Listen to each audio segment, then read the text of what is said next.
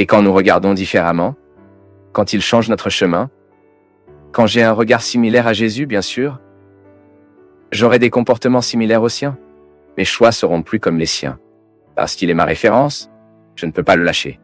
Si je dis « je suis Jésus, j'en ai besoin », c'est mon obligation d'avoir ces comportements et ces attitudes. Cela n'a aucun sens de prier, de prier, de prier, et de ne pas permettre à cette prière de transformer qui nous sommes. Cela n'a aucun sens. Nous vivons tous un combat quotidien. Contre qui? Contre nous-mêmes, parce que moi qui boycotte, c'est toi qui boycottez. Lorsque vous ne permettez pas à votre prière d'atteindre le cœur de votre existence, qu'est-ce que cela vaut tant? La prière qui ne transforme pas la vie n'a aucun sens. Et parfois, nous prions, c'est précisément pour cacher notre peu de vouloir faire face à ce qui est humain. J'ai besoin de déménager ici dans mes misères, et parce que je n'ai pas le courage de le faire, je prétends que je suis bientôt.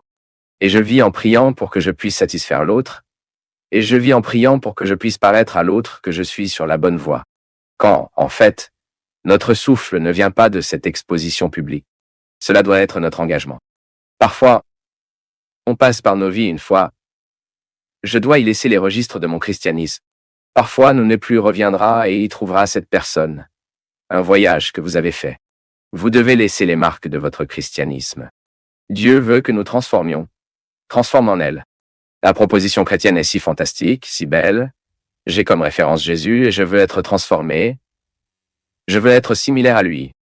Vous vous souvenez que lorsque vous étiez un enfant et que vous admiriez beaucoup un super-héros, ou que vous admiriez un enseignant, ou votre père, votre mère, quelqu'un qui était un adulte, qui était plus grand que vous, qui avait plus de pouvoir, vous ne vouliez vous être comme cette personne? Combien de fois êtes-vous allé au salon de beauté, assis là sur cette chaise et parler « Je veux avoir les cheveux de Carolina Dickman. Je veux ressembler à tel et tel. » C'est naturel dans la vie humaine. Mais pour l'amour de Dieu, vous voulez ressembler à quelqu'un qui peut vraiment intervenir dans la manière d'être. J'avoue même la possibilité que vous aimiez ses cheveux et que vous coupez la même chose. Ce n'est pas un problème. Mais vous voulez une ressemblance plus profonde avec quelqu'un. Et que ce soit Jésus. Je veux le connaître. Cherchez les hauteurs. Ce thème qui a souvent été récurrent ici, chercher des choses d'en haut, est également à la recherche de choses de l'intérieur. Mon peuple, c'est une très grande pénurie de nos jours. Nous ne sommes pas de plus en plus réticents à chercher des choses de l'intérieur. Notre regard est toujours beaucoup. Nous désapprenons nos yeux de l'intérieur. Maintenant, je crois que notre engagement envers Jésus, que notre christianisme, que cette occasion de lutter contre la bonne façon d'atteindre cette croissance nécessaire pour nous de nous distinguer dans le monde, en tant que vrais chrétiens, ce combat en vaut la peine parce que nous voulons un monde meilleur et nous voulons apporter ce monde là où nous sommes situés les valeurs du royaume des cieux. Parce que cette eschatologie a un sens, cet espoir a un sens, cet espoir a un sein, cette religion a un sens, c'est que nous attendons de l'éternité, nous prévoyons dans le...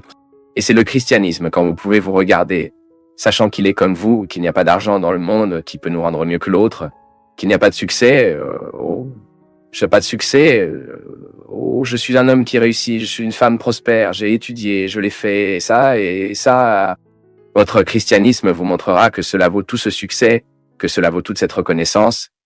Si vous ne savez pas comment vivre la sérénité, si vous ne savez pas comment regarder ceux qui sont de votre côté avec respect, avec amour, avec l'affection, combien de prières avons-nous besoin de Dieu pour transformer nos cœurs?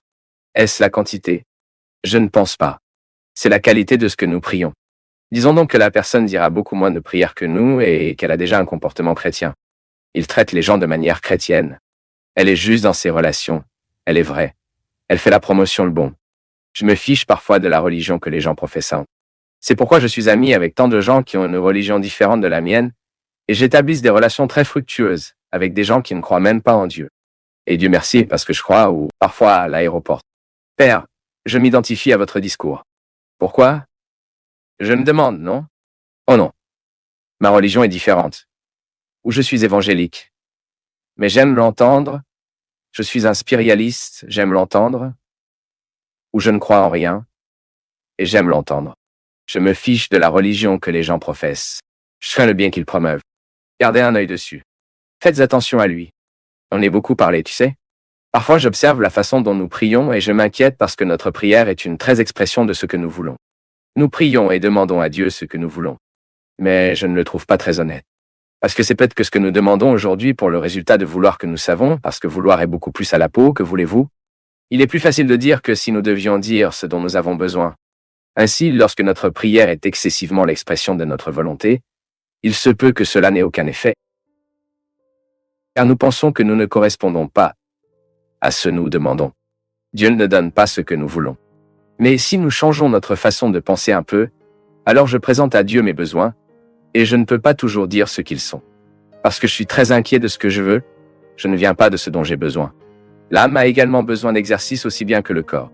C'est pourquoi nous apprenons et avons de nombreux éducateurs chrétiens catholiques, qui sont entrés dans l'histoire précisément parce qu'ils appréciaient les disciplines du corps, doivent être appliquées aux disciplines de l'âme, la connaissance, de l'esprit. Ensuite, vous pouvez obtenir toutes les dimensions qui ne sont pas matérielles en nous. Et les disciplines de l'âme doivent également être appliquées dans les disciplines du corps. C'est la vision complète de l'être humain comme une totalité. Ensuite, il y a cette phrase célèbre, le corps est, l'esprit est strict. Mais parfois aujourd'hui, les gens, mon peuple, ils sont très indisposés au mouvement qui prend à l'intérieur. Ils sont très connectés tout le temps. Connectés tout le temps, la nécessité de donner des réponses, de donner des arguments, de présenter des résultats. Et elle désapprend de la recherche. Elle désapprendra l'exercice que nous avons déjà appris depuis l'enfance. Elle désapprendra ce qu'elle a appris, ce qui n'est que le regard à l'intérieur. Parce que ce qui fait la différence, c'est la loi que nous avons dans nos cœurs. C'est notre capacité d'être honnête avec les petites choses. Tu n'as pas cette phrase. Je veux rencontrer quelqu'un, lui donner le pouvoir. Je veux connaître une personne, donner le pouvoir à cette personne. Je parle de cette religion que nous devons pratiquer dans les petites choses. Lorsque vous y allez pour obtenir le salaire avec votre employé et que vous devez être juste pour lui, car il a travaillé, lorsque vous n'explorez pas l'autre, lorsque vous payez ce qui est juste, pour ce qui a été fait, pour ce qui a travaillé. Lorsque vous êtes en mesure de regarder votre employé et de ne pas reconnaître un être humain de deuxième catégorie. Mais c'est un être humain comme vous. Vous avez peut-être eu un peu plus d'opportunités dans votre vie, vous avez gagné un peu plus d'argent et que vous soyez dans une situation satisfaisante. Votre employé ne l'est pas, mais c'est un être humain comme vous. Ce n'est pas le fait que vous ayez de l'argent qui vous rend meilleur que cette personne, non. Jésus nous a donné des exemples très clairs de la façon dont il était un expert en regardant à l'intérieur, et à ce que ceux qui ont réussi sa vie deviennent également adeptes à l'intérieur. Savez-vous que même les athées se penchent devant la proposition de Jésus? Pourquoi? Parce qu'elle, avant qu'elle ne soit surnaturelle, est naturelle. Jésus a une manière très particulière, très spéciale pour regarder l'être humain. Et la proposition de Jésus a vraiment le pouvoir de changer le monde, vous savez pourquoi?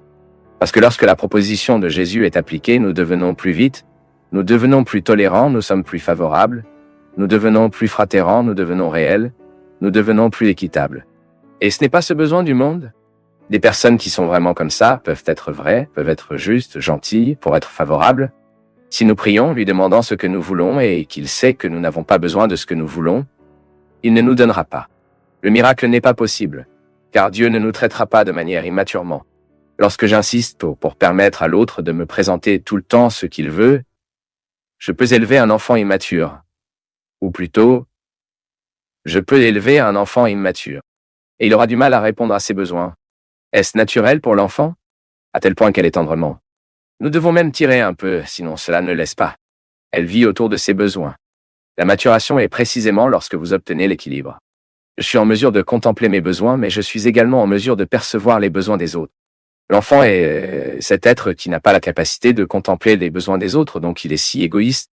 Mais nous ne pouvons pas vivre l'extrême d'un jour pour vivre l'incapacité de percevoir nos besoins. Jésus a survécu humainement à ce qu'un être humain peut vivre. Pourquoi? C'était un homme spécialisé dans la recherche à l'intérieur. Vous pouvez dire, « Oh, mais il était Dieu ». N'oubliez pas qu'il devait faire face humainement à faire face à des réalités. Ce qui nous identifie comme des chrétiens, c'est notre attitude, c'est notre caractère. Et ce que saint Paul parle aux Philippiens, c'est cette capacité à mourir pour tout ce qui éclipse la présence de Dieu en nous. Alors voulez-vous être concret avec votre christianisme? Éliminez les dépendances de votre vie. Vous voulez être concret avec l'Évangile? Éliminez les potins de votre vie. Vous voulez être concret? Être plus juste. Vous voulez être honnête avec votre christianisme? Arrêtez de parler mal des autres. Utilisez les réseaux sociaux pour promouvoir le bien, au lieu de répandre les potins, ceci et cela. Vous voulez être concret avec votre christianisme? Oubliez la calomnie, la rancune, devenez plus légère. C'est la couronne que nous pouvons recevoir. C'est alors que, à la fin d'une journée vécue, Vous vous rendez compte que vous avez choisi le meilleur de votre vie.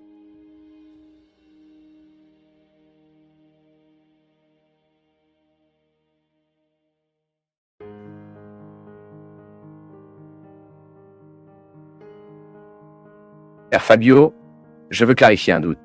Je suis une mère célibataire. J'ai un fils de 25 ans, déjà marié, et une fille de 16 ans qui vit avec moi.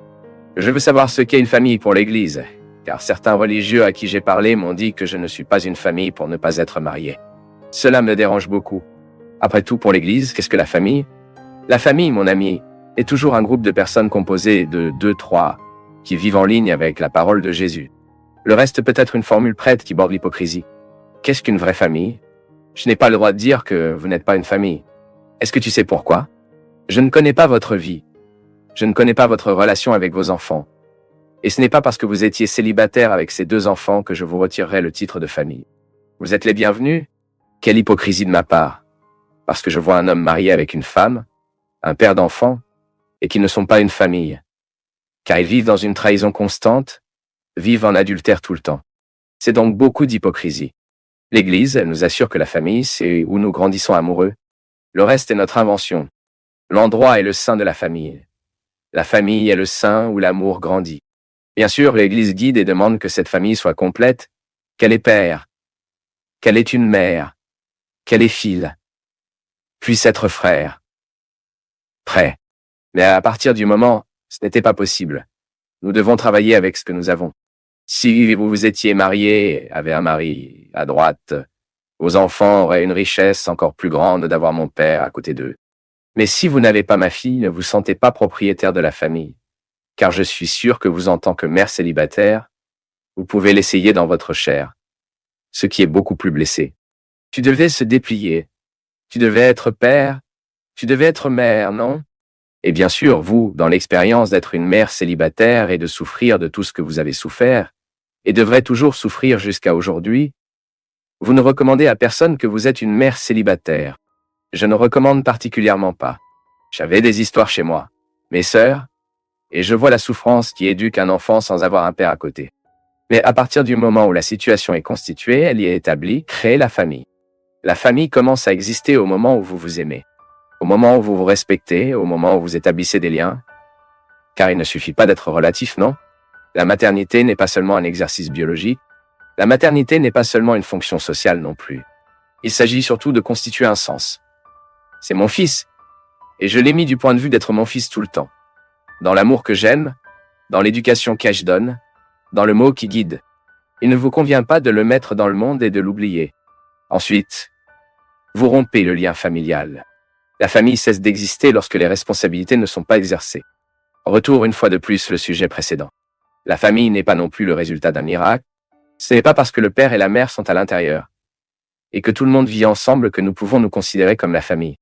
Nous perdons le droit de dire que nous sommes une famille, car une franchise perd le droit d'avoir ce nom estampillé à votre porte parce que vous n'avez pas réalisé ce que vous devriez faire avec le propriétaire de la franchise. Une famille n'est plus une famille lorsque nous oublions la responsabilité. Le père n'est plus un père, la mère n'est plus une mère, le fils n'est plus un fils. Ainsi, nous affaiblissons le concept de famille. Mais nous ne pouvons pas nous retirer. S'il a maison à l'amour, l'affection, s'il a la responsabilité, même s'il n'a pas de père à l'intérieur, qu'il est juste une mère. Comment est l'histoire des veuves?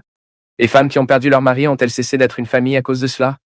Non, je le répète. Mon peuple.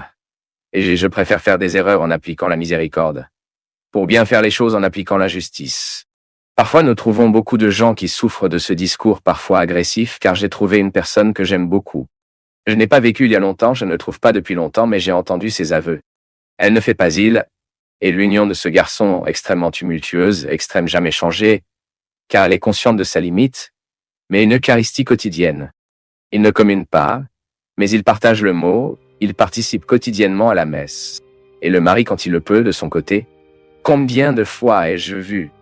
À tel point, mon peuple, que j'ai appris que ces deux-là étaient amasiades, comme ils disent au Minas, non? À l'Assemblée, non? Plus tard, même parce que j'étais ami avec leur fils, je n'imaginais pas une telle harmonie, l'affection de ce couple. Et cette dame est tombée en argent et a demandé au prêtre de donner une bénédiction aux deux. Elle est allée avec toute l'humilité du monde. Père, je sais que nous ne pouvons pas faire une messe. Je sais que nous ne pouvons pas communier. Nous sommes conscients de tout. Nous ne voulons pas que vous simuliez un mariage pour nous. Je voudrais juste le jour où nous terminons 38 ans de mariage, que nous pourrions venir ici dans la sacristie, discrètement, pour prier pour nous.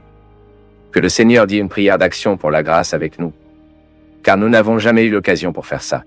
Nous ne voulons pas faire ça en public, nous voulions faire en particulier. Et à ce moment-là, mon peuple, que le prêtre a eu une belle occasion d'accueillir, aujourd'hui, l'Église garantit le deuxième couple d'union. Ou même intéressé, essayant de savoir pourquoi son premier mariage n'a pas fonctionné, était resté, je ne sais pas, 2-3 ans marié, a été trahi par la femme, abandonné par l'épouse. Puis, dans un moment de souffrance, a trouvé cette autre créature, a vécu tout ce temps aux côtés.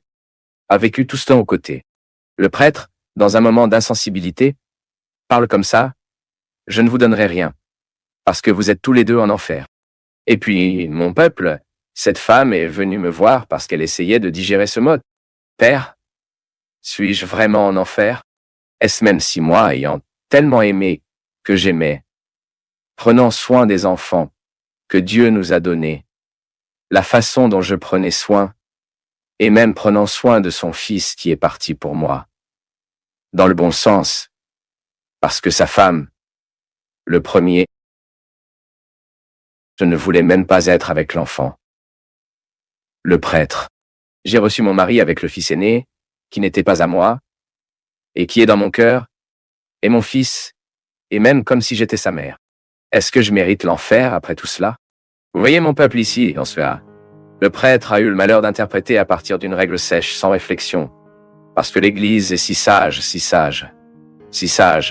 parce qu'elle a une règle pour tout le monde. Mais cela me permet, dans l'exercice de ma responsabilité ministérielle, de conseiller la meilleure façon possible, car l'Église ne veut pas perdre des gens faciles. Car l'Église ne veut pas perdre des gens. Parfois, un discours ou un autre mal fait, malveillant, vous savez. Parfois, même dans l'ingéniosité, dans l'ignorance, cela fait mal une personne comme celle-ci. J'ai pas le courage de dire que tu es en enfer, lui ai-je dit. Bien au contraire, parce que ce que je vois dans votre maison est un contexte d'harmonie, c'est un contexte de respect, c'est un contexte de fidélité. Je ne peux pas croire qu'en raison d'un détail il y a 38 ans, Dieu vient de considérer tout ce qui est mal que vous avez vécu. Je ne dis pas non plus que vous êtes libre de devoir rendre compte de votre option, je ne le suis pas. Mais je ne crois pas, et je n'ai certainement aucune intelligence pour cela, pour croire que Dieu peut nous considérer d'une règle appliquée avec la froideur et le calcul. Nous sommes donc hypocrites.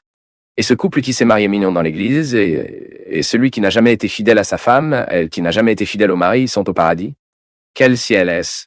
Qu'est-ce que c'est que ça? Quels concepts sont-ils que nous n'avons toujours pas de clarté à les travailler? Alors, j'ai peur. Avant de juger quelqu'un en enfer, je préfère lui donner la possibilité du ciel. Ah, prêtre, vous courez votre main sur votre tête.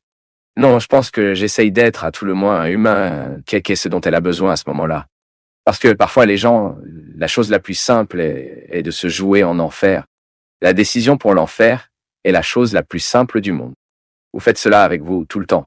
Je me le fais. Vous pouvez observer. Parfois, nous manquons de lait dans la vie. Je ne sais pas quand c'était l'erreur que vous considérez vraiment le pire de votre vie. Vous pouvez être sûr que l'analyse par erreur et vous condamner est plus facile. Vous cherchez un moyen de résoudre ce problème. Mais un détail. Nous ne pouvons pas oublier qu'entre la mort, entre le dernier soupir d'un être humain et sa mort, il y a un abîme de miséricorde. Parce que, s'il en était ainsi, il n'y aurait pas de salut à Saint-Augustin, il n'y aurait pas de salut pour le voleur qui était là. Dimas, demandant à Jésus de se souvenir de lui au paradis, quand il déconcerte ce voleur en disant « Il n'est pas sûr, mon fils, car aujourd'hui vous serez avec moi au paradis. » Vous voyez, cet homme lui représente tout ce qui était pire à ce moment-là. Un laitier d'humanité. Mourir crucified était le pire moyen de punir une personne. Cela signifie que son crime a été l'un des pires. C'était là, sauvé par le regard de Jésus au dernier moment. Est-ce le Christ que nous croyons? Est-ce le Christ que nous annonçons? Comment je vais gérer l'enfer si je sais que pour le Christ, il y a toujours une solution au Christ? Sinon, ce n'est pas une bonne nouvelle. Sinon, ce n'est pas du tout une bonne nouvelle. Et il ne nous concerne pas de tomber dans le moralisme des bêtes, et nous ne tombons pas non plus dans le discours permissif. Non, nous ne voulons pas de discours moraliste rhume et calculant. Et nous ne voulons pas être permissifs. Nous voulons juste laisser Dieu faire ce qui lui est spécifique. Je ne peux pas sauver, je ne peux pas condamner. Je peux être humain. S'il sera sauvé, s'il sera condamné, qu'il soit à Dieu de décider, non pour vous, ou pour vous. Qui sait si nous avons prononcé notre discours des condamnations, nous serions un peu plus proches de ce que Dieu veut de nous. Aujourd'hui, par exemple, j'ai 1000 raisons de me condamner. Vous avez aussi. Mais ne les croyez pas, non. Apprenez simplement des erreurs que vous avez faites. Les condamnations ne sont pour rien.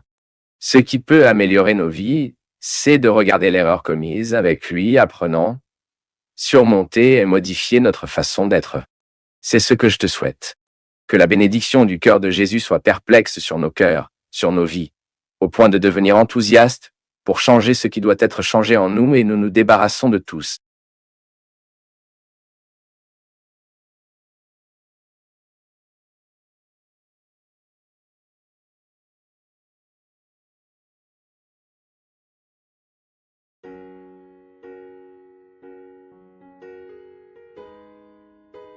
Et lorsque vous changez votre regard, vous changez votre regard. Et vous arrêtez de vouloir que l'autre vive comme vous le souhaitez. Parce que ceux qui sont satisfaits de leur propre vie n'ont pas besoin d'inviter la vie de l'autre. Ceux qui sont satisfaits de leur propre vie seront une tolérance les uns avec les autres qui a choisi de vivre différemment. Assez de ces chrétiens ennuyeux qui méprisent tout le temps, qui ne vivent pas comme ils pensent que c'est mieux.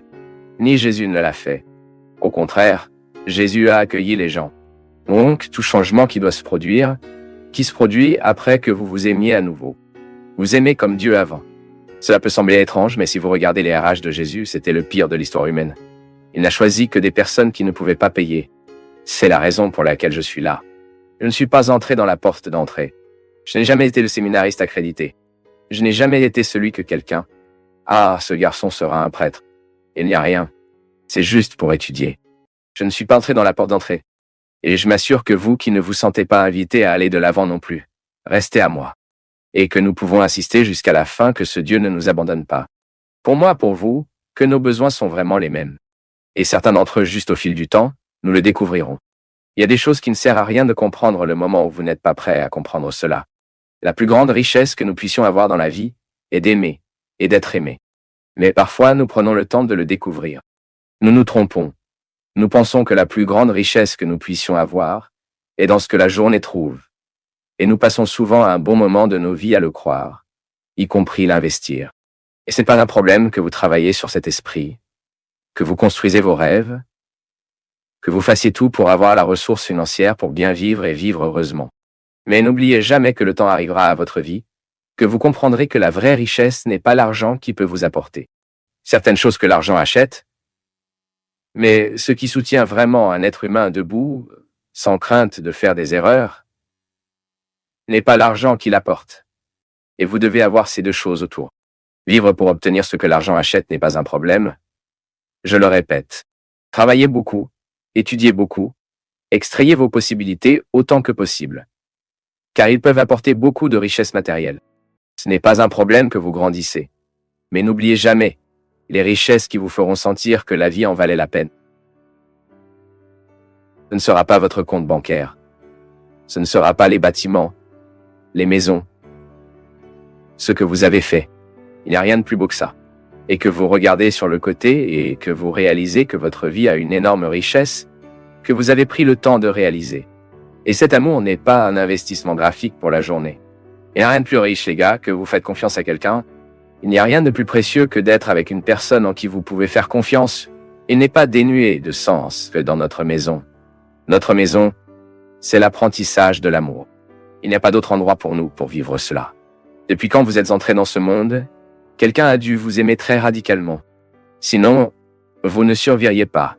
Les premières phases de la vie que nous dépendons entièrement de ceux qui nous aiment. Et c'est comme ça que nous apprenons, ce n'est pas la lecture des livres. Aimer que nous apprenons en aimant. Exercice. Et c'est ainsi que nous construisons la richesse que l'argent n'achète pas. Et que vous pourriez même avoir la possibilité d'acheter de bonnes entreprises. Ayez juste de l'argent. Organisez juste une fête. Il suffit de libérer, et vous serez toujours entouré de gens. Mais ne vous inquiétez pas, votre argent peut acheter une nouvelle, mais vous ne pourrez jamais acheter de la fidélité. La fidélité n'est pas l'argent doré, c'est le cœur. Et le désir du fond de mon cœur est que vous travaillez avec. puissiez-vous avoir de nombreuses possibilités de réaliser vos rêves. Ceux qui peuvent acheter. Mais je souhaite, et le désir du fond de mon cœur, est que vous êtes entouré de gens qui vous aiment. Parce que ce qui rend la vie en vaut la peine, ce sont les gens que nous construisons à nos côtés, ce sont des symboles que vous savez dureront toutes nos vies. Autant que nous savons que l'autre mourra, que l'autre disparaîtra, que l'autre partira. Mais pendant qu'il est ici, notre livre, pour lui nos uniformes, significatif, insatiable. Vous êtes la fin de tout, après avoir dû regarder la vie que vous avez choisie pour vivre. Et vous êtes acquitté par la certitude que vous avez construit ce qui compte vraiment. La mort. Je perds l'occasion de rendre heureux qui est à mes côtés. Nous ne faisons que la première partie de nos devoirs à cause de la paresse. Je me souviens que quand j'étais un garçon, j'avais l'habitude de m'arrêter sur la deuxième question de devoir et j'ai dit comme ça, maintenant je jouerai, puis je termine. Il n'a jamais pris fin. L'autre jour, terrifié, avec un visage de poil, ne sachant pas comment dire au professeur qu'il n'avait pas fait tout le devoir. Dans le christianisme, parfois nous sommes comme ça, parce que parfois nous le sommes, nous faisons le maintien de l'erreur de l'autre. Parfois nous sommes responsables de ne pas changer l'autre. Et parce que nous ne nous positionnons pas dans la bonne façon. C'est ce dont je parle. Lorsque nous sommes vus dans notre intimité, il y a notre vérité personnelle. C'est là que nous devons identifier ce que les hypocrisies nous privent d'être. Cet ami où rien n'échappe aux remerciations de la conscience. Cet ami personnel où vous passerez votre vie quotidiennement. Suis-je négligent? Suis-je en train de ne pas rechercher cette pierre précieuse? Est-ce que j'insiste pour garder ce que j'ai déjà réalisé? Est-ce que je n'ose pas aller plus loin? Et les slogans de Jésus à ceux qui l'ont écouté, c'est précisément pour commencer les masses. Soyez-vous. Ne laissez pas l'hypocrisie religieuse dominer votre cœur. Parce que si l'hypocrisie religieuse domine, d'autres hypocrisies humaines viendront également. Par conséquent, mon peuple, que je crois que la vraie foi, que nous exprimons souvent dans les livres, les catéchèses, les doctrines, cette foi, elle doit atteindre nos cœurs, doit atteindre notre esprit. Sinon, il y a une reproduction de discours qui ne nous nourrit plus. Des convictions qui n'ont pas atteint la racine de notre comportement, qui n'a pas atteint la structure de nos vies. Nous savons que personne n'est libre d'hypocrisie. C'est une vigilance constante, non? J'identifie le mien, vous identifiez le vôtre. Et il est intéressant que plus nous grandissons, à l'échéance, plus le désir de minimiser le pouvoir de l'incohérence en nous est grand. Quand je parle d'hypocrisie, je parle des incohérences personnelles que nous nourrissons en nous et qui protègent avec les carcasses d'apparence. C'est toujours comme ça. Peut-être pour les peurs, non? Parfois, pour me cacher d'un péché que je commette, moi je me passe en revue du moralisme et je ferai ce discours euphonique contre toutes les réalités que je pratique au fond. Et je serai absolument intolérant avec tous ceux qui commettent ce péché que dans ma cachette que je commette. Je l'ai donc crié dans les carrés et je serai absolument contre les gens qui pratiquent ce qui, dans ma solitude, je pratique. Nous descendons la route jusqu'à ce qu'ils deviennent. Nous sommes le combat, nous sommes la route. Je me tourne, j'ajouterai à mon expérience tout ce que je collectionne sur la route. C'est ce qui devient plus heureux, mon peuple. Pas ce bonheur utopique des films, des feuilletons, des contes de fées, où tout le monde est heureux pour toujours. Qui n'existe pas. Maintenant, j'ai la possibilité de décorer dans la structure de ma réalité les raisons pour que je sois heureux aujourd'hui. Parce que c'est ce que Dieu veut. Hypocrite, vous êtes tirés des tombes à l'extérieur. Ils sont beaux, mais à l'intérieur ils sont pleins d'os, de cadavres et de tout pourrir. Parfois nous faisons cela. À l'intérieur nous sommes aussi énervés de pourriture et à l'extérieur une jolie tombe polie et fleurie. Nous savons que cela ne nourrit personne. Et j'aime particulièrement utiliser le terme beaucoup plus qu'heureux. J'ai besoin de m'accomplir en tant que personne. Je pense que le mot accomplissement, il inspire un peu plus que le bonheur. Je suis un homme accompli. Même ayant des problèmes, je suis au bon endroit. Faire la bonne chose. C'est pourquoi je vais bien dormir. Je serai donc satisfait des difficultés auxquelles je dois affronter, parce que la difficulté que tout le monde a, ce n'est pas dans votre travail que cela a plus de difficultés. Non, non. Vous pourrez même vous tromper au début en pensant que vous avez plus de problèmes que moi. Chacun a son montant. Et si nous avons l'honnêteté à dire, nous constaterons que nous avons des problèmes très similaires. Peut-être à un moment de votre vie où vous êtes si libre, si libre, si libre, et puis nous serons insupportables à la convivialité, non? Allez non, merci. Pourquoi? Parce que je ne veux pas. Je ne perdrai pas mon temps avec ça plus ça. J'ai trouvé que la vie est trop courte pour que je perde du temps sur les engagements que je sais que je ne veux pas. Ils ne font pas partie de mes choix. Parce que plus vous voulez cacher une réalité, plus elle vous opprime. C'est comme si vous vouliez cacher le bateau dans votre main. Plus vous vous entraînez pour essayer de vous cacher, plus il fuira vos doigts. Les réalités psychiques et émotionnelles qui nous opposent et qui nous conduisent à l'hypocrisie, que nous n'avons pas le courage de les assumer, nous n'avons pas le courage de travailler sur nous. Ils sont comme cette argile que nous essayons de serrer. Parfois, vous avez cette personne moraliste c'est cette incohérence entre la vie vécue et la vie expérimentée. Désolé, en théorie, la pratique de la théorie. Cette vie sociale intense que nous avons, comme Aziza l'a dit la semaine dernière dans le programme, donnez-moi votre téléphone, votre numéro de téléphone. Non, mon téléphone portable est destiné au contact personnel, a-t-elle déclaré. La personne prend cette peur. Établir les limites de notre territoire. Nous atteignons une liberté intérieure qui nous provoque alors un détachement. C'est ainsi que Dieu veut nous, mon peuple. Vie parfaite. Nous n'avons pas. Communauté parfaite. Nous n'avons pas. Mais nous pouvons être un bon prospecteur. Et même être entouré de gens hypocrites, ou même nous sommes l'hypocrite de l'histoire. Même s'ils sont entourés d'un moyen qui nous stimule tout le temps à la recherche de cette vérité. Même si nous sommes emmêlés dans l'hypocrisie, le mensonge, nous pouvons briser ce cycle. Nous pouvons faire une différence. Nous pouvons coller nos ongles dans la réalité et rechercher ce contentement, cette satisfaction d'être qui nous sommes. C'est pourquoi nous ne pouvons à aucun moment, si nous voulons vraiment être un religieux, avec toute la force de cette parole, d'être relégués à Dieu et au monde naturellement, et aux gens qui nous entourent. Si nous voulons être en fait un religieux sans la force des hypocrisies agissant sur nous, ou ainsi minimisant la puissance de ces hypocrisies en nous, nous devrons vivre la confrontation de tous les sépulets qui nous habitent.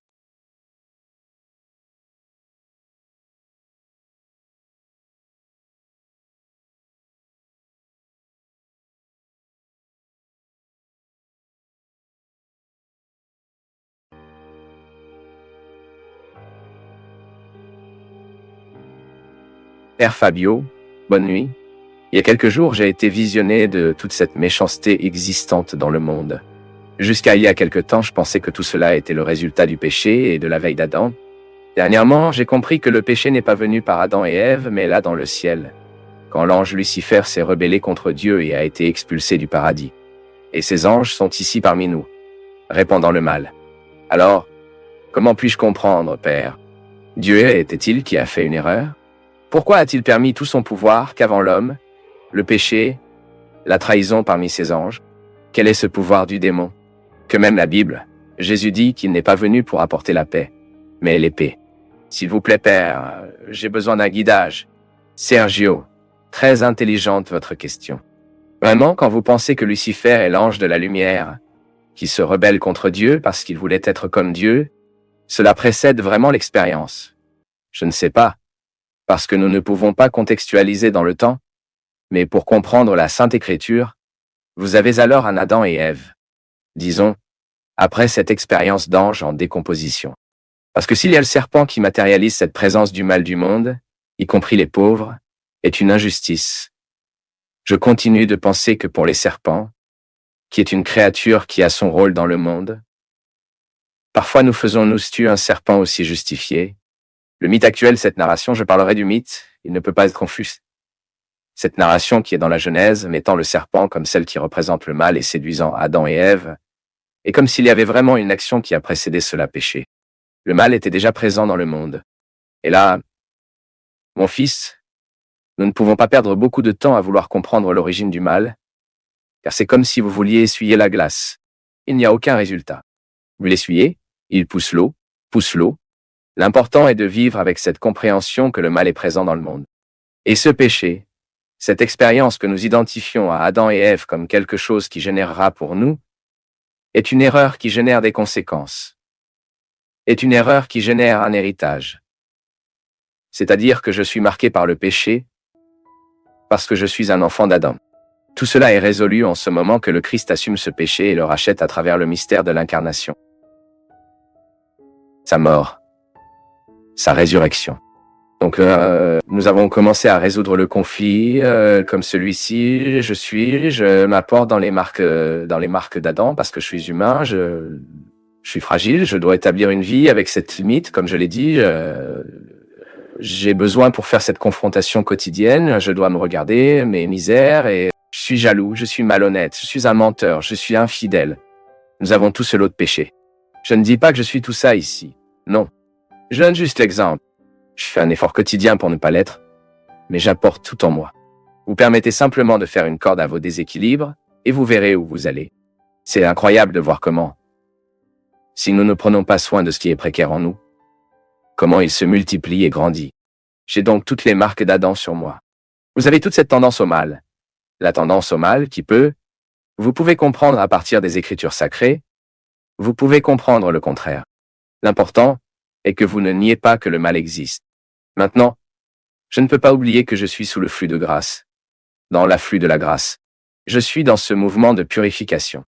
Chaque fois que le Christ surmonte les pouvoirs d'Adam en moi, mon christianisme apparaît comme un témoignage très positif du monde. Je suis donc comme un opposé à faire face à mes confrontations avec mes questions adamiques et à transformer tout ce qui est misérable en moi en belles réalités qui me font similaire au Christ. Donc, l'affaire n'est pas perdue, non? Nous sommes toujours avec la possibilité de bénéficier de l'action gracieuse du Christ en moi, en vous, qui nous sauve quotidiennement, nous fait perdre. Perdez la vie. Perdez la beauté des choses. Dieu nous sauve quotidiennement par Christ. Cette mission spécifique est la suivante. Chaque fois que nous faisons face à ce qui nous jette vers le bas et qu'avec le courage, nous dirons « C'est vrai. Dieu me prépare quelque chose de bien mieux. » Faire face à la vie comme elle mérite d'être confrontée. Faites face à votre inconfort. Faites face aux gens qui vous font de plus en plus retourner sur le territoire de l'esclavage. N'ayez pas peur de tout cela. Avouez-le à cause de cette confrontation. Une grande partie de la résurrection naîtra. Que Dieu vous bénisse toujours plus. Qu'il déverse sur nos cœurs ce courage, afin que nous puissions faire face à tout ce qui est coupable en nous et précaire. Bonne nuit. Père Fabio. Je vois que beaucoup de gens commentent l'envie, le gros œil, enfin, toute cette partie des personnes qui n'ont pas d'expérience ou d'expérience pour ceux qui vivent bien. Ma famille a traversé un épisode de maladie et malheureusement j'ai perdu ma mère. Après avoir traversé tout cela, j'ai entendu beaucoup de gens affirmer que c'est le résultat de l'envie parce que nous sommes une famille aimante et heureuse, et notre bonheur a dérangé tout le monde. Je ne crois pas que ce soit la raison, car je crois en Dieu surtout. Mais j'aimerais savoir si l'envie a vraiment toute cette force que les gens disent. L'envie, quelle est la puissance que l'envie peut avoir à notre sujet? Lorsque nous ouvrons nos oreilles pour entendre, écoutez ce que les envieux ont à dire, non? Nous ne pouvons pas croire que parce que l'autre est jaloux de moi, les choses commenceront à mal tourner dans ma vie. Pour l'amour de Dieu, cela croit aux croyances, aux superstitions, aux réalités qui ne font certainement pas partie de notre contexte. J'ai particulièrement un grand respect pour ceux qui croient, mais cela ne fait pas partie de mes croyances. Je n'ai aucune superstition de quoi que ce soit, je n'ai pas peur, je n'ai vraiment pas. L'autre jour, une fille est venue me dire « Père, ils ont fait un macumba pour moi. » J'ai dit « La fille, frappe bientôt ce macumba et vous vivrez votre vie. Arrêtez de faire attention à ces choses. Ceux qui ont Dieu dans le cœur ne peuvent pas admettre que ces mauvaises choses viennent nous peser. Mon peuple, le problème de l'envie est l'envie. Maintenant, si vous commencez à entendre les envieux, si vous commencez à vivre de ce que les envieux disent, des mots qu'ils créent, vous permettrez vraiment à l'envie de l'autre. J'y ai beaucoup pensé, tu sais. Plus nous sommes publics, plus non? Ce sont les gens qui seront gentils avec vous, mais ils seront également méchants. Et j'ai trouvé que nous devons avoir un vaccin qui nous immunise pour ces maux du monde. Tout comme une mère immunisera son fils afin qu'il ne prenne pas d'hépatite, donc il n'a pas de grippe, il n'a pas toutes ces maladies, la méningite. Nous devons obtenir un vaccin chaque année qui nous immunise des maux du monde. Comme nous enrober de Dieu, enrober la parole du Seigneur, la force qui vient du ciel, et commençons à ne permettre que de bonnes choses à rester parmi nous. Faux, nous ferons des erreurs. Critique positive, elle sera toujours la bienvenue dans notre vie. Mais nous ne pouvons pas permettre à l'envie de détruire nos vies. Nous devons donc soulager notre cœur de tout cela.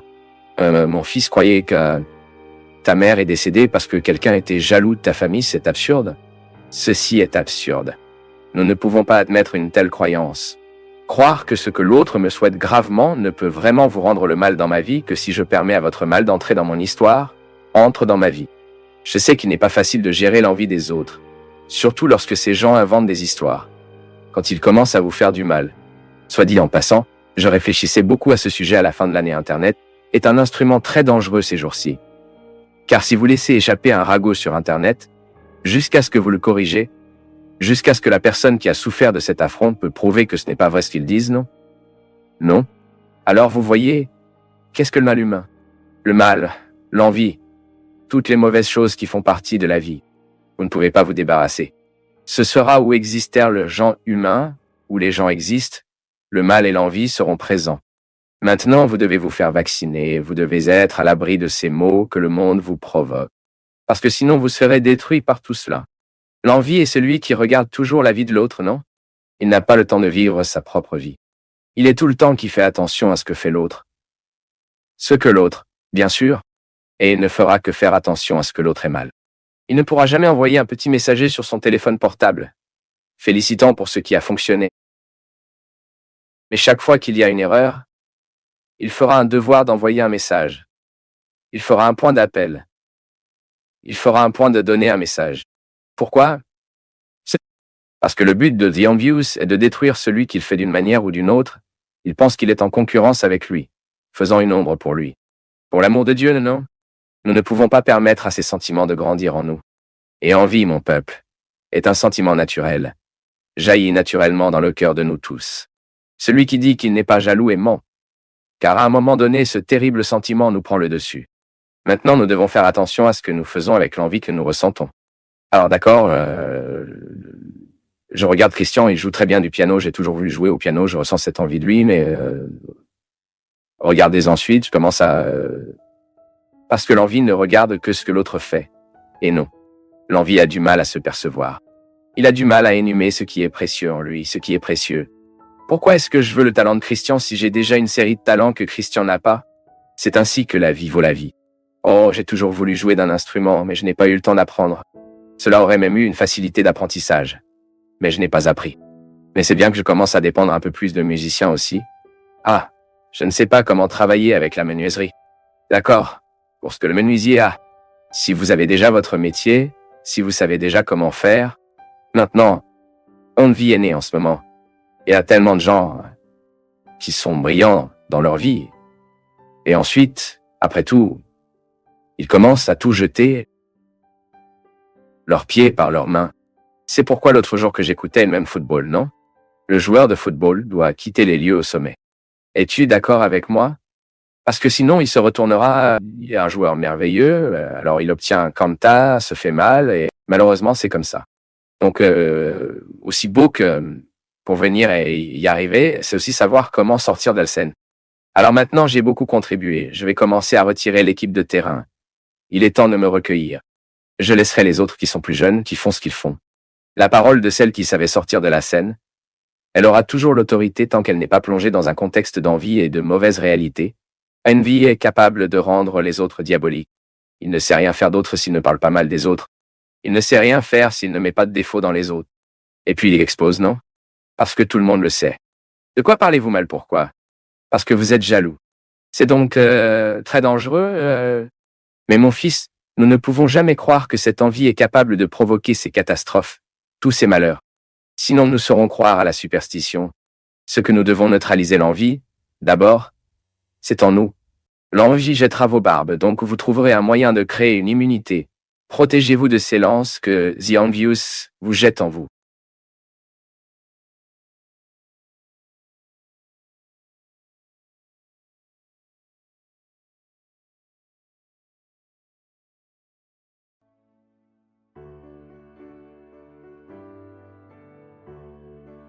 Mais si nous écoutons la vie, les faits, les événements, tout ce qui nous entoure, il est un peu plus sûr de prendre une décision. Après tout, chaque fois que nous accordons à l'autre une autorité de nous dire quelque chose, des conseils, un mot qui nous aide à refléter qui nous sommes, un lien d'amitié est établi. La Sainte Écriture nous montre très précisément que le véritable ami est celui qui nous mène dans le sens du bien. Dans divers textes ecclésiastiques, vous avez également dans les lettres de Paul, il parlant de l'amitié qu'il a nourrie pour les gens qui l'ont renvoyé au cœur de Dieu. Et la vérité.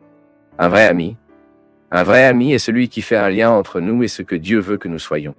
Parce que parfois nous avons de nombreux compagnons pour la vie, les entreprises quotidiennes, les gens que nous trouvons, avec qui nous parlons tout le temps. Aujourd'hui, nous avons 1000 ressources qui nous laissent en contact les uns avec les autres. De quoi parlons-nous? Qui sont les gens qui suscitent réellement en nous le désir de surmonter les apparences? Parce que c'est si nécessaire, mon peuple.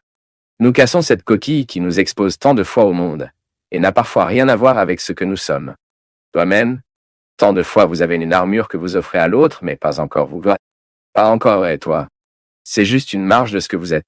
Ce qui existe là-bas, dans le plus profond de votre être, il y a très peu ont révélé, ou pour beaucoup de gens, n'ont été révélés à personne d'autre. C'est ce que Jésus a fait. Jésus a brisé tout le pouvoir du masque, tout le pouvoir des apparences, car il était intéressé à provoquer des gens afin qu'ils puissent vivre leur vérité personnelle. Et donc Jésus a toujours marché avec un groupe d'amis, parce qu'il le savait, qu'en plus d'offrir son cœur miséricordieux, capable de se laver dans l'autre toutes ses iniquités, tous les poids du passé, il avait toujours un groupe d'amis qui pouvait aider celui qui venait d'arriver. Un vrai ami est celui qui a cette clé et sait comment utiliser bien la clé. Que si vous devez vous demander aujourd'hui, quels gens exercent réellement ce pouvoir d'autorité à votre sujeté? Qui écoutez-vous? Qui obéissez-vous? Pas dans le sens de respecter l'ordre, mais d'écouter les uns les autres. Parce que l'obéissance est cela. Nous avons l'occasion d'entendre accompagner. L'obéissance est un droit. Ce n'est pas un devoir. Je n'ai aucune obligation et devoir d'être obéissant. J'ai le droit. C'est positif. J'écoute quelqu'un de ma vie. Je discute avec quelqu'un les décisions les plus difficiles que je dois prendre. D'avoir une oreille qui m'écoute et m'aide à prendre une décision plus précise, plus saine, c'est l'obéissance. Je fais de l'exercice à côté de quelqu'un d'autre qui t'écoute. L'amitié est un processus qui nous enrichit beaucoup, parce que nous avons l'occasion d'entendre avec l'autre ce que nous ne savons pas toujours entendre seuls. L'autre nous aide à décoder la réalité et la situation. Et parfois, nous sommes tellement perdus dans la vie parce que nous devons entendre ce que la vie elle-même nous dit. Trop précipité, courir beaucoup, avec autant de tâches, avec tant d'urgence, nous manquons de cette délicatesse de l'arrêt, d'écoute de ceux qui nous aiment, ou même du courage de refléter notre vie accompagnée, que nous devons refléter seuls. C'est tout le temps. Chaque fois que je suis seul, ma vie passe par ma tête, mes choix. Maintenant, à partir du moment où je trouve un ami et je me dissocie de l'opportunité de parler de futilité, et je pense que j'ai la possibilité de parler de quelque chose qui me fait venir à cette profondeur dont j'ai besoin, donc je peux entendre ce dont j'ai besoin, donc qui avons-nous le courage de parler de ce qui est le plus caché en nous? Cela peut sembler étrange que non? Pourquoi n'avons-nous pas de contact avec nous naturellement? Pourquoi tant vivent-ils étrangers pour eux-mêmes? Parce que nous avons besoin de gens qui nous aident à ouvrir les portes, qui nous donnent accès à notre vérité personnelle. Alors oui, je vis ma connaissance quotidiennement, mais il y a des gens qui participent activement à cette réalisation, cette connaissance. Ce sont les vrais amis que Sainte Écriture dit que c'est des amis qui ont peur envers Dieu. Ils ont un accès supérieur à nos cœurs que tous ceux qui ne le sont pas. Pourquoi? Parce que seuls ils sont capables de nous faire approcher qui doivent vraiment l'être. Le bon ami est celui qui anticipe l'avenir, qui nous fait voir ce que nous seuls ne pouvons pas voir. C'est celui qui nous donne le mot conseiller. Quel est le mot conseiller? Ce n'est pas que des conseils tournés que nous entendons. Non, c'est à ce moment que vous identifiez que ce mot dicté, en fait, a un lien avec votre réalité. Parce que c'est comme ça. Dans ce monde de tant d'apparitions, nous portons une armure selon la situation. Avez-vous déjà remarqué comme ça? Utilisation de masques selon la situation. Et ce n'est pas vivant. Nous perdons trop de temps avec ces armures, avec ces masques, et notre moi, en fait, qui doit être révélé, qui doit nous être offert pour nous sentir bien. Car c'est une question d'épanouissement humain. Si j'offre à l'autre ma caricature, juste mon armure, juste ma réalité apparente, et comment cela nous appauvrit-il? Nous n'avons pas l'occasion de nous révéler en profondeur la vérité à quelqu'un, tout comme ces personnes que Jésus a trouvées ont été profondément encouragées par lui. Alors, le regard sur la parole de Jésus avait le pouvoir de faire cette armure que les gens avaient. Parfois, je me demande qui a l'autorité sur moi. Ne parle pas de cette autorité que dans la vie religieuse que nous avons et que nous obéissons dans nos cas l'évêque, dans le cas de ces religieux supérieurs, la sœur, le frère, le prêtre, le supérieur qui vous donne des ordres au travail, qui vous aide en quelque sorte à penser à la vie. Non, je parle de cette autorité intérieure que votre cœur écoute, qui vous aide en fait à décider de la vie que vous vivez. C'est une autorité beaucoup plus profonde. Bien sûr, ces gens que j'ai dit, s'ils jouent un rôle positif dans nos vies, joueront également dans ce contexte de cette autorité plus profonde, que nous pouvons également appeler la conscience. Celui qui atteint notre cœur dans ce que nous avons le plus profond. Où nous sommes capables de penser qui nous sommes, les erreurs que nous faisons, et surtout, les choix que nous faisons. Oui. Et quand nous sommes entourés de gens qui veulent de notre mieux, alors nous pouvons aller loin. Nous pouvons aller loin. Lorsque nous trouvons quelqu'un qui devient réellement notre conseiller, il devient celui qui a accès à ce que nous avons le plus honteux et qui est pourtant en mesure de nous aider à aimer aussi. Aujourd'hui, parler à une personne sympathique, elle m'a dit, la plus grande richesse que nous pouvons avoir dans la vie, le prêtre, sont des amis. Les vrais amis nous enrichissent. Vous avez peut-être déjà atteint cette phrase plusieurs fois, et vous avez peut-être connu le pouvoir de cette phrase. En particulier au moment où vous avez vécu la pauvreté de ne pas avoir quelqu'un à vos côtés au moment où vous avez besoin. C'est blessé d'être seul. Il est blessé pour vous de voir des gens qui entendaient tant dans votre histoire, tout comme la Sainte Écriture nous le dit. Quelqu'un qui vous rapproche de votre meilleure partie. C'est pourquoi il est si blessé de perdre des gens qui nous aiment vraiment. C'est comme si notre monde avait perdu sa richesse, son éclat. Parce que le bon ami, il nous fait vivre de l'amitié avec tant de profondeur que nous devenons un bon ami de l'autre qui vient plus tard. Quiconque n'a jamais eu de bon ami aura du mal à être un ami à un autre. Parce que c'est un apprentissage. C'est l'apprentissage qui s'accumule en nous, n'est-ce pas? Alors que nous vivons une véritable amitié, nous devenons plus vertueux. Nous apprenons à écouter. Qui est un ami? Qui est un ami? Apprend à écouter. Non seulement il parle, mais apprenez à écouter. Cela nous exigera de la patience. Cela exigera de la tempérance, de l'équilibre américain. Et allons donc. Ne vous conseille pas avec The Envious qui est jaloux de vous et cachez vos plans. Ne vous conseille pas avec une femme sur son rival, ni la peur de la guerre, ni du marchand d'une entreprise, ni avec l'acheteur sur une vente, ni avec l'envie d'un merci, ni des méchants de piété, ni de la malhonnête de l'honnêteté, ni avec le travailleur paresseux à propos d'un emploi, ni avec le salaire par an sur fin de la tâche, ni avec le servir par an sur fin de la tâche, ni avec le serviteur paresseux sur beaucoup de travail. Aucun de ceux-ci ne devrait chercher des conseils. Au contraire, il va à qui a peur envers Dieu. Tous ceux qui savent, qui observent les commandements, dont l'humeur est similaire à la vôtre, et qui, lorsque les tubes dans l'obscurité, souffriront avec vous. Et ne doutez pas de ce que vous vous conseillez, car vous n'avez personne plus fidèle que lui. En fait, l'humeur de l'homme intuit parfois les choses mieux que 7 sentinelles postées haut pour regarder. Dans toutes ces choses, je suppose le plus haut pour diriger votre chemin dans la vérité.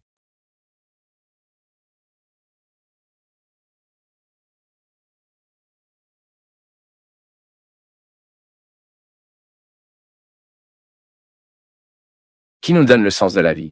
C'est l'histoire. Le sens de la vie n'est pas quelque chose qui tombe du ciel. Nous supposons lentement. Le sens est comme si nous pouvions parler de l'élément fondamental qui fait une position de construction. Dans ce cas, nous avons une base qui a été programmée pour faire arrêter les murs. Le sens dans nos vies fonctionne comme celui-ci, afin que nous puissions gérer les vents, afin que nous puissions gérer des situations difficiles. Si je donne un sens à ma vie, si je sais pourquoi je vis, les difficultés qui feront partie de mon processus, le vôtre et nous tous qui regardent le programme, avec amour, avec des mots, avec considération, avec des gestes, avec des attitudes, avec discipline. Le sens est construit de cette façon, lorsque nous savourons la vie avec tout ce qu'il a et découvrons que cela en vaut la peine. Fixant des objectifs, nous avons déjà parlé ici, à quel point il est important pour nos adolescents d'aujourd'hui d'avoir des objectifs de vie. Nous devons interférer directement sur le processus éducatif de nos adolescents pour aider à construire ce sens. Car aujourd'hui, c'est malheureux. Mais le monde extrait parfois ce sens. Supprime le sens de la vie de ces garçons et filles très tôt. Pourquoi? À cause de la façon dont nous vivons. La façon même qu'ils soient contextualisés dans la société, non? Souvent si permissifs, si irresponsables, si sans compromis. C'est drôle, mon peuple. L'adulte que je suis aujourd'hui. Il y a tellement de choses à ma façon d'être aujourd'hui, qu'ils sont directement liés aux absences de ma mère dans ma vie. Et regardez. Ma mère était la femme qui était à l'intérieur tout le temps de prendre soin de nous.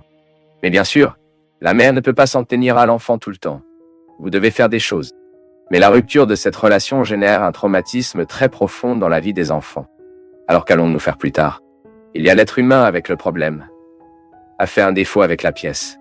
Pas comme ça, n'est-ce pas, Ivan Nilsson? Lorsque vous défiez dans un morceau, vous regardez parfois cela, et cela ne fonctionne pas correctement. Et maintenant, parfois nous sommes comme une machine à laver. Il donne un défaut et personne ne sait où se trouve le défaut. Ainsi, le temps dans la machine à laver, nous pouvons ouvrir et identifier où se trouve la pièce gâtée. Nous n'avons pas de cette façon, sinon vous auriez déjà ouvert votre mari, non? Laissez-moi voir pourquoi cet homme donne autant de défauts. Les gars, où est-il endommagé, non? Il n'y a personne que si nous pouvions ouvrir pour savoir où est le défaut. Ainsi, Le seul mécanisme que nous devons découvrir ce qui ne va pas avec l'autre est l'observation, et dans le mot. Parce que nous ne sommes pas des machines. Déjà dit Charles Chaplin, non? Les hommes sont que vous n'êtes pas des machines, les hommes sont que vous êtes. C'est pourquoi le bon psychologue est celui qui observe bien. Certes, le bon psychologue est celui qui observe. Il observe que vous découvrirez où est la pièce défectueuse. Là, il est en coexistence dans le mot, dans l'intimité. Scream ne résout pas. Il ne sert à rien de crier à cette fille qu'elle a besoin de vivre, qu'elle a besoin d'aimer sa vie. Non! Quelque chose en elle est en forme. Qu'est-ce que le traumatisme? Nous avons parlé tellement de fois, ici aussi. Le traumatisme est cette partie du cœur, le cerveau, la vie, à droite. Un homme que vous voulez, qui n'est pas ajusté, d'affection. Donc, quand nous réorganisons le cœur de la personne, lorsque nous réorganisons la façon dont il ressent le monde, d'accord? J'avais une absence de mère terrible dans mon histoire quand j'étais enfant. Mais maintenant, je peux le corriger autrement. Je peux avoir la sécurité par le biais d'un frère. Je peux reprendre cette sécurité par une amitié. Une nouvelle relation. Alors faites tout pour ne pas jouer dans cette nouvelle relation mon traumatisme aussi. Car le risque est le suivant. Donc, observant bien nos enfants, nous découvrirons pourquoi il est actuellement défectueux. Pourquoi l'adolescence? Les gens est un moment où nous donnent tellement de défauts? Parce que c'est une phase de transition. Peut-être la vie la plus définitive. Vous n'êtes plus l'enfant que vous étiez, mais vous n'êtes pas encore adulte. C'est un état de ne pas être, non? C'est une sorte de chose étrange. C'est pourquoi l'adolescent est si rebelle, il veut se rebeller contre tout le monde. Il n'accepte pas les règles. Il pense que tout ne va pas. Vous devez être patient avec cette période de la vie. Dans un petit moment, il entre à nouveau dans l'axe. Vous disciplinez bien cette transformation. Pouvoir le comprendre. Il ne peut jamais penser que vous ne le comprenez pas. Parce que même pour que vous puissiez établir la limite qu'il devra vivre, vous devez montrer que vous vous intéressez à ce processus. Ne pas banaliser ce qu'il ressent, non? Parce que parfois, nous banalisons ce que l'autre ressent. Ah, ce que vous ressentez est idiot. Non, ne dis jamais ça. Si l'autre se sent, alors ce n'est pas un non-sens. Nous devons comprendre. Donc, parfois, Elena, ce qui nous manque, c'est de regarder ces gens qui sont de notre côté et de les aider à supprimer ce poids. Ce n'est pas normal pour nous de vouloir mourir à tout moment, non? Si nous perdons soudainement notre goût pour la vie, ne le laissez pas grandir en vous. La semaine dernière, j'ai eu un rendez-vous qui m'a beaucoup appris, encore une fois. Ce que je dis. Un de mes amis est venu me voir et m'a dit que j'avais fait des choix qui étaient conformes à ce qu'il est. Savez-vous quand vous trouvez qu'il y a une incapacité entre ce que je suis et ce que je fais? Par exemple, Ivanil, c'est un pianiste. Bon, non. Si vous retirez soudainement le piano de votre vie et que Ivanil se dit comme ça, vous ne pourrez plus jouer ce piano. Vous souffrez, n'est-ce pas? Même la musique fait partie de votre vie. C'est dans votre sang. Regardez ce qui est beau. C'est dans le sang. C'est une expression très sérieuse. Si c'est dans le sang, c'est parce que cela fait partie de moi. Si c'est sorti, cela ne fait pas partie de moi. Cette tenue peut même me servir, mais elle ne fait pas partie de moi. Je suis Père Fabio même sans cette chemise, sans cette chaussure. Je l'ai apportée, mais je peux changer, je peux en porter un autre. Maintenant, à l'intérieur, il y a une réalité qui demande, qui pleure tout le temps pour la cohérence. J'ai besoin d'être au bon endroit. Donc, quand je commence à permettre à mon être d'habiter un endroit où cela n'a pas été fait, je commence à compromettre le sens de ma vie. Et c'est exactement ce dont mon ami parlait, pleurant, disant « Je suis au mauvais endroit. Je fais la mauvaise chose. Je trompe mon essence. Je trompe ce que je suis. Ça ne peut pas. Ce ne peut pas être un jour de plus. Si vous constatez que vous trompez votre essence, insistant pour être dans une situation dans laquelle vous n'avez pas été fait, vous compromenez le sens dès ta vie. Mon peuple, ce que Jésus a fait avec les gens, c'est ça. J'ai trouvé la bonne personne au mauvais endroit et fait quoi? Elle pouvait la donner pour la guider pour qu'elle soit au bon endroit. C'est la même plante. Si vous ne tenez pas compte de la nature de la plante, cette plante a été conçue pour humidifier des endroits. J'insiste pour le transplanter. Je le retire de l'endroit humide et je le mets à l'endroit sec. N'attendez pas. Cela ne sert à rien de faire quoi que ce soit. Elle mourra. Et vous savez que je regarde mon jardin là-bas, que maintenant j'ai l'occasion de faire attention, je continue de voir ce que Jésus a fait avec les gens. C'est la même chose pour moi, mon peuple. Je suis aussi une plante que si je suis au mauvais endroit, je meurs. Je suis tellement heureux, vous savez, de savoir que chaque jour je découvre que je suis né pour être prêtre. Parce que je me sens prêtre dans les petites choses, même si je n'exerce pas tout le temps dans le métier le plus traditionnel d'être prêtre. Parce que je le sens dans mon cœur. J'ai envie de mettre la bonne personne au bon endroit, tu sais. Cela fait partie de moi de petit Tino. J'aime mettre le bon endroit aux gens. J'aime voir des gens au bon endroit qu'ils sont en assumant le rôle dont ils ont besoin pour assumer. Et qui sait aujourd'hui que Dieu me donne l'occasion de vous parler? Que ressent au mauvais endroit? La bonne plante plantée sur le mauvais sol? N'ayez pas peur. N'ayez pas peur de regarder l'endroit que tu es, la vie que vous vivez, et déplacez tout. Personne n'est né pour être drogué. Personne n'est né pour être triste. Avoir un problème, oui, car cela fait partie de la vie. Mais rester tout le temps pour nourrir un processus de dépression, d'angoisse, d'anxiété, non. Raisin. De temps en temps, nous nous sommes attristés. De temps en temps. Si vous êtes planté au bon endroit, vous soutenez tout cela. La conversion est cela. C'est que vous prenez les mesures pour prendre le bon endroit. La réalisation que je veux, c'est ce que je vous souhaite qu'aujourd'hui vous puissiez dormir au moins le déranger. Puissiez-vous vous réveiller demain, vous laisser dormir comme ça, et que vous vous réveillez prêt à vivre bien dans le monde. N'imaginez pas beaucoup, voyez-vous? Regardez autour de vous. Regardez autour de vous et découvrez ce que vous pouvez faire aujourd'hui afin que vous puissiez être la bonne personne au bon endroit.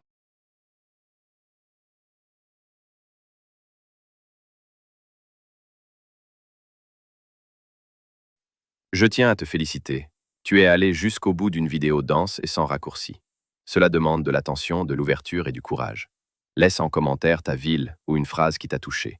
Et si tu penses que ce contenu peut aider quelqu'un, partage-le avec cette personne. Merci, une grande accolade et à bientôt.